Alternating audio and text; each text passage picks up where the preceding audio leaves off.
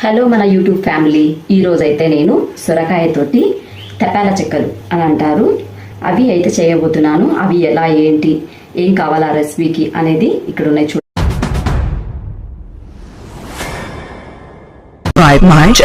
Subscribe my channel. తపాల చెక్కకు కావాల్సినవి వచ్చేసి ఇది చూడండి. సొరకాయతో చేయబోతున్నాను నేను. సొరకాయ, అల్లం, ఉల్లిపాయలు, పచ్చిమిర్చి, ఇక్కడ చూడండి బియ్యం పిండి, కొంచెం పెసరపప్పు, తర్వాత వచ్చేసి నువ్వులు. ఎలా రెడీ చేయాలి ఏంటి అనేది ప్రాసెస్ వెళ్ళిపోదాము. ఓకేనా? పైన మొత్తం తొక్క తీసేసి మనం ఇలా మొత్తం జూలేసుకోవాలండి. ఇక్కడ చూడండి అల్లం ముక్క, ఉల్లిపాయలు, తర్వాత వెల్లుల్లి వేసేసాను. ఇప్పుడు మనం పచ్చిమిర్చి వేసేసి మిక్సీ పట్టేసుకుందామండి. ఇదిగోండి కొంచెం పచ్చిమిర్చి వేసేసాను, ఒక 4. ఇప్పుడు మనం మిక్సీ పట్టుకున్నాము. కొంచెం కొత్తిమీర కూడా ఉంటే కొంచెం కొత్తిమీర కూడా వేసుకోండి. కాకపోతే సొరకాయది కదా, టేస్ట్ వేరుగా ఉంటుంది. స్మెల్ కొత్తిమీర డ్యామేజ్ చేస్తుంది. అయినా నేను కొంచెం తక్కువగా వేస్తున్నాను. ఇదిగోండి మిక్సీ పట్టేసుకుందాం ఇప్పుడు. ఇదిగోండి మిక్సీ పట్టేశాను. మరీ మెత్తగా అయితే మిక్సీ పట్టుకోవద్దండి, ఇలా కొంచెం బరకగా మిక్సీ పట్టుకోండి.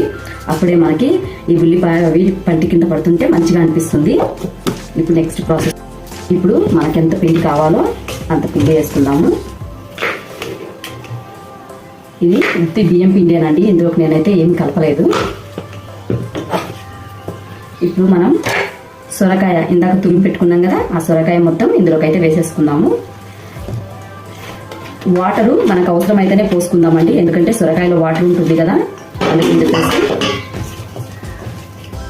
ఇప్పుడు మనము పెసరపప్పు, మనకు కావాల్సినంత పెసరపప్పు వేసుకుందాము. నేనైతే కొంచెం ఎక్కువ వేస్తానండి. తర్వాత వచ్చేసి నువ్వులు. ఇదిగోండి నువ్వులు కూడా నేను కొంచెం ఎక్కువ వేస్తాను. మనకు కావాల్సినంత నువ్వులు కూడా వేసుకుందాము.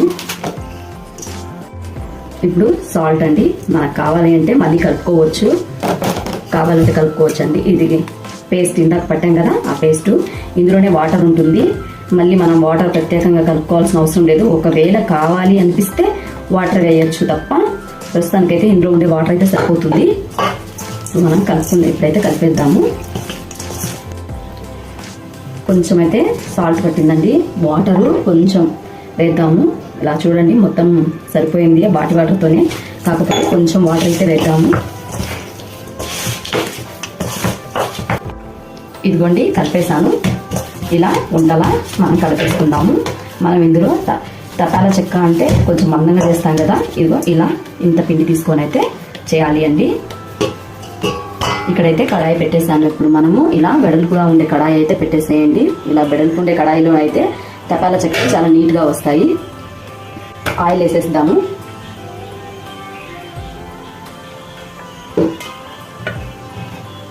ఇలా మొత్తం గిన్నె చుట్టూ ఆయిల్ ఇలా వేసుకోవాలి అండి. కొంచెం హీట్ ఎక్కనిద్దాము. తీసుకున్న కానీ ఇలా మనం మొత్తం వెడల్పుగా ఇలా స్ప్రెడ్ చేసుకోవాలి. వెడల్పు అనుకునే వాళ్ళు సర్వంతా అనుకుంటారు, కొంచెం చిన్నగా చేసుకునే వాళ్ళు చిన్నగా చేసుకుంటారు. నేనైతే ఇలా చేస్తానండి.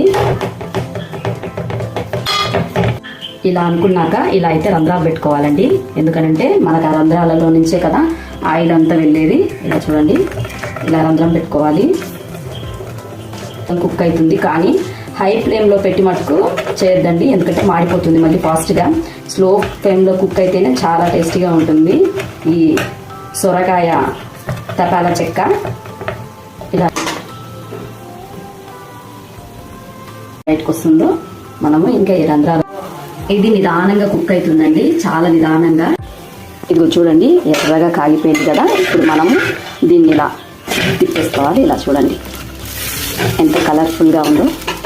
నాకు మిషన్కి టైం అవుతుంది, అందుకే హడావిడిగా చేస్తున్నాను. ఇప్పుడు మనం సేమ్ అవతలు కూడా ఎర్రగా కొంచెం కాలేదాకా వేపుకోవాలండి. కొంచెం ఇలా చూడండి రెడీ అయిపోయింది. ఇంకా మనం ఇది తీసేసుకుందాం. ఇంకా చూడండి నీట్గా కాలింది. మళ్ళీ ఇంకొకటి వేసాను. ఇప్పుడు సేమ్ అలానే మనము ఇప్పుడైతే మనము ఈ సొరకాయ దప్పలం అయితే మనం టేస్ట్ చేద్దాం. ఒకసారి ఎలా ఉంటుందో ఏంటో చూద్దామని.